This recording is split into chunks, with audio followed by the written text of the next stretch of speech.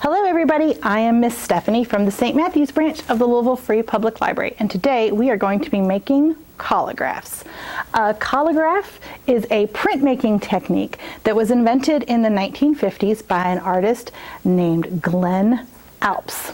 Now, it's a really fun and easy way to do some printmaking because you can do it with stuff you have at home, like cardboard, scissors, glue. That's really kind of all you need. But what is a print? What is printmaking? Well, printmaking is the process of transferring an image from one medium to another. In other words, a print is art you make by pressing a thing you have painted onto a piece of paper to make a copy. That's a pretty cool definition. I like that. So basically what we're going to do, we're going to create a print on some cardboard. It's going to look like this, and then we're going to use some crayons and paper, and like magic it's going to turn into this. This is a realistic, you have to use your imagination, a realistic collagraph, meaning that you can tell, mostly I hope, that it's supposed to be a house and a sun and a tree.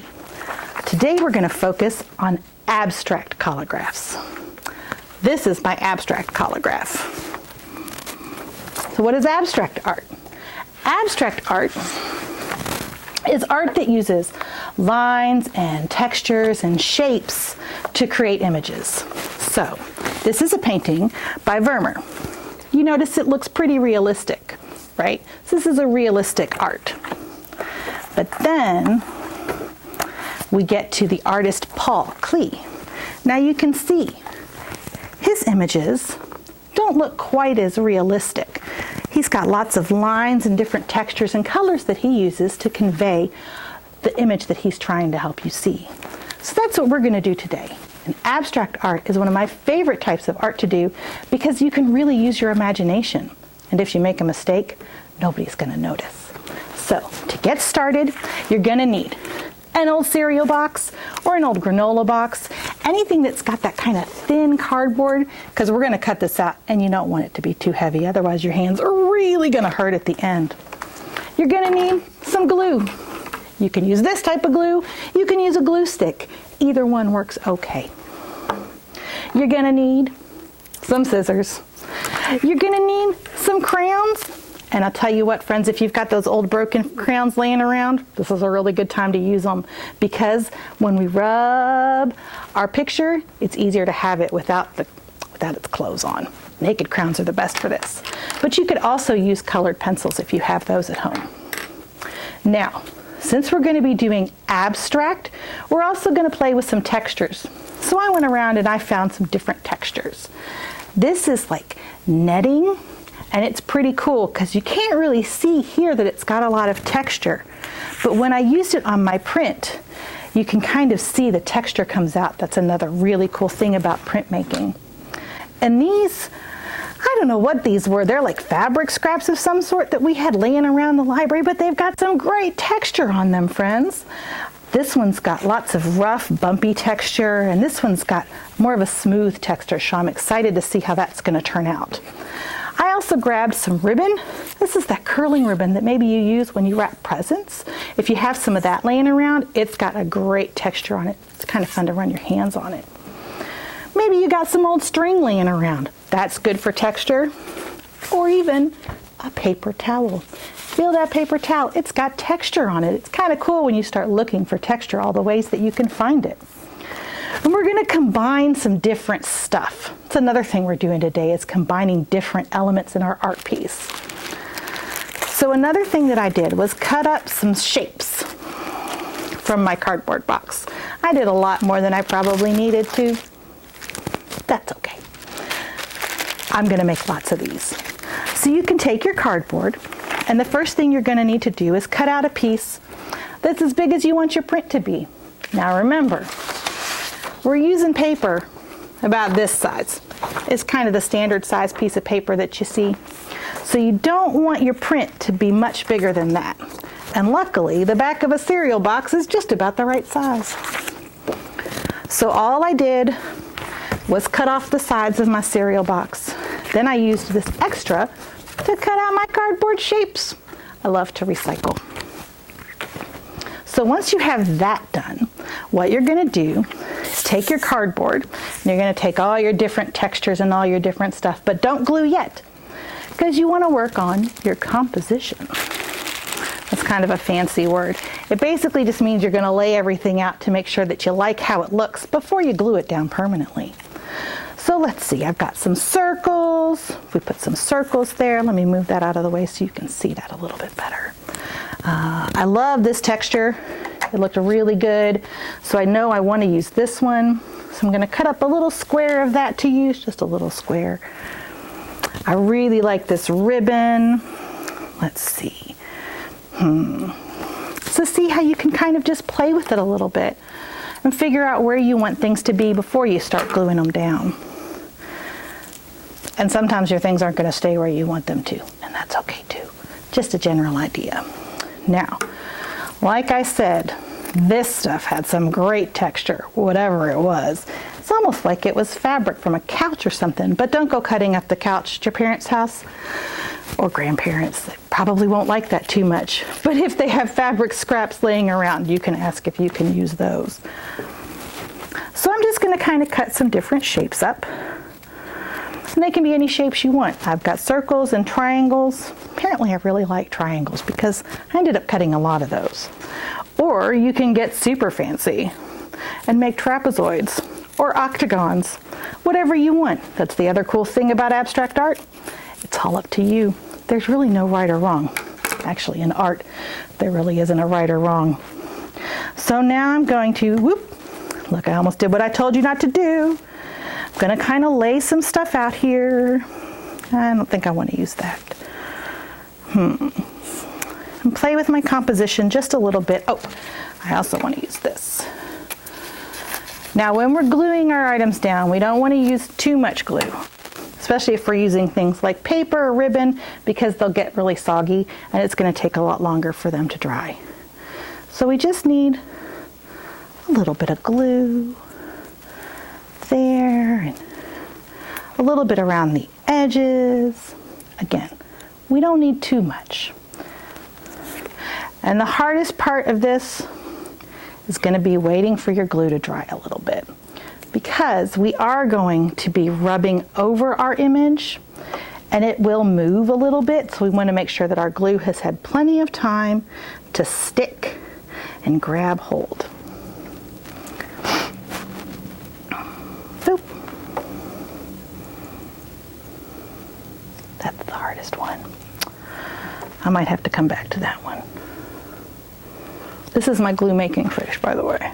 Do you have a glue making face that you all use when you're doing projects? Sometimes maybe you stick your tongue out. You're thinking really hard when you're doing stuff and we're doing art. Oh, I almost forgot my ribbon. I think I want my ribbon to go across the middle. So I'm going to do a line. My glue making face again. A line there. Ooh, and it's going to overlap a little bit. That's going to be a fun little thing. All right, ribbon. Also, if you talk to your art supplies while creating, it's totally fine. All the best artists did it. Okay. I feel like I need a cardboard triangle. I feel like I don't have enough texture going on. Oh, and I'm going to show you all a fun trick that I did to make some more texture on my cardboard. Let's put that one there. So, if you have a toothpick at home, you can take a toothpick and use it on your cardboard to make lines that you won't really be able to see too much on your cardboard now, but when you do your print, they're really going to pop out. It's actually what I used on my roof on my house, my other print that I made.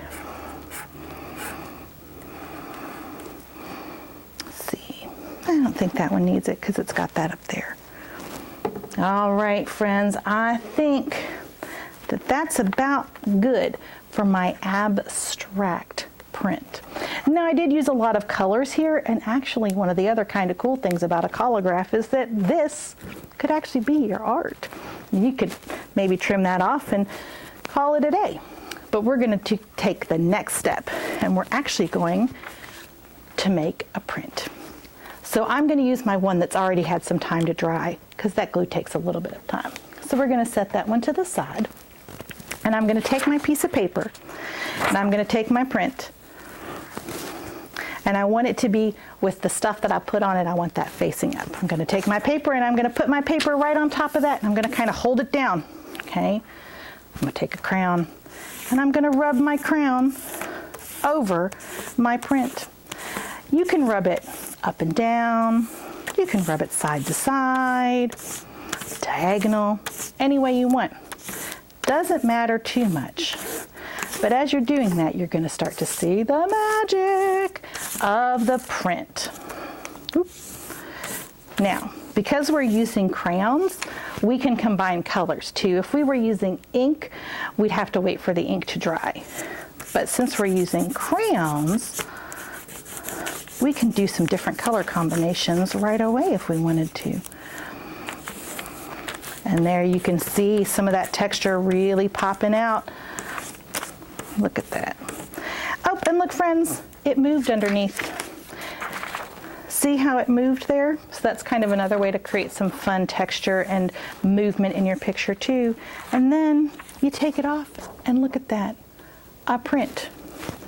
Something totally unique. It's like 2 pieces of art for the price of 1. Now, to me, this one kind of looks like an aerial photograph. You know those ones where you're taking a picture and you're looking down on the city? Like here's the houses, and here's like a little tree, and maybe a bridge going across a road. But that wasn't really what I started out doing. I just kind of liked the colors and the textures. So it's kind of cool how abstract art can become all sorts of different things when you use your imagination.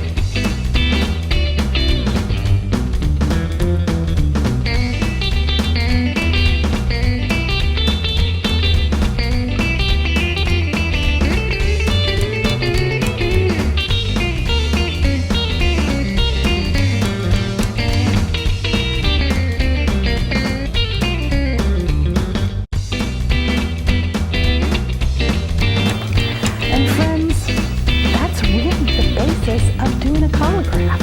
Like I said, it's a pretty easy and fun way to explore printmaking, and if you like it, there's so many different printmaking techniques that you can look into.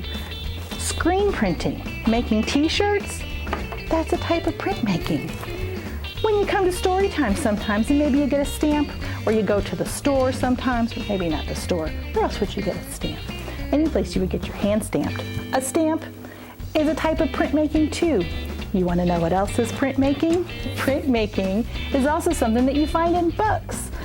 Originally, people would have to take individual pieces, individual letters, and do something called typesetting.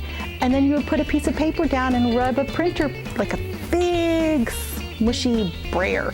That's what it's called. It's a fancy word. But it would transfer the ink from the type onto the paper, and then you would have a book. So it's pretty cool. Printmaking has been around for a really long time. It's one of the oldest art techniques. If you would like to share your collagraphs that you made today with us, you can submit those via email at myphotos@lfpl.org. That's myphotos@lfpl.org. And I hope that you guys had fun creating with me. and learning some cool stuff about printmaking. It's one of my favorite mediums to do. Thank you all so much for joining us. Have a good day.